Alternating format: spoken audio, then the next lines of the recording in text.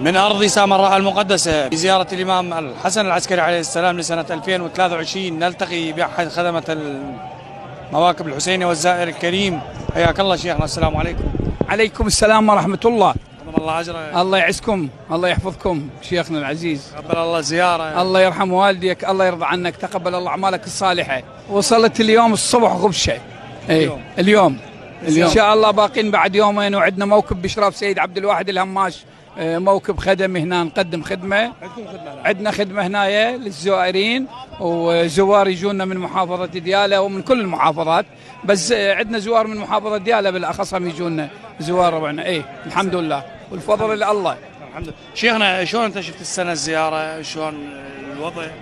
الوضع جيد جدا، الأمني جيد جدا ممتاز، وكل القطاعات العسكرية والحشد المبارك. تسهيل كان اكو الدخول، تسهيل اكو. الله يرضى عن الناس، موفق ان شاء الله. الحمد لله. زرت بعدني ما طاب زاير ان شاء الله. هسه وصلت ان شاء الله. لا تنسون الدعاء. الله يعزكم، الله يوفقكم، الله يرضى عنكم. انت المعروف عنك وبقصائدك المعروفة الولائية. الله يعزك. اليوم شو سمعنا؟ الله رحم الله والديك، رحم الله والديك. اسمع قصيدة للشهيد السعيد رحيم المالكي رحمة الله على روحه. عنده قصيدة كلش حلوة، عنده قصيدة جدا حلوة. يقول بها: باسمك يا عظيم ابدي بصريح القول، غيرك مالي ناصر وحديتك رب، وحب آل الرسول المنهج بدنياي، بحبهم للجليل وبيهم اتقرب.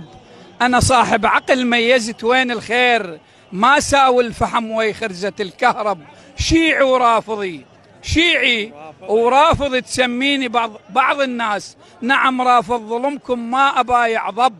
بايعت الولي النصب الرحمن، قاطع راس عمرو وشاطر المرحب، وهي بيعة شرف كملت هذا الدين. سهلة على الشيعي، سهلة على الشيعي وعلى البعض تصعب، سهلة على الشيعي وعلى البعض تصعب. الله يعزكم قيمنا العزيز، الله يرضى عنك ويرحم. القصيدة طويلة الحمد لله والفضل الله. الله يعزكم. قبل الله زيارتك وطاعتك ان شاء الله. الله يسلمكم ما شاء الله، والزوار بركة خير من الله. صلوات على محمد. قافلة واحدة الله لا قافلة جينا، قافلة. نعم قافلة. الله يعزكم.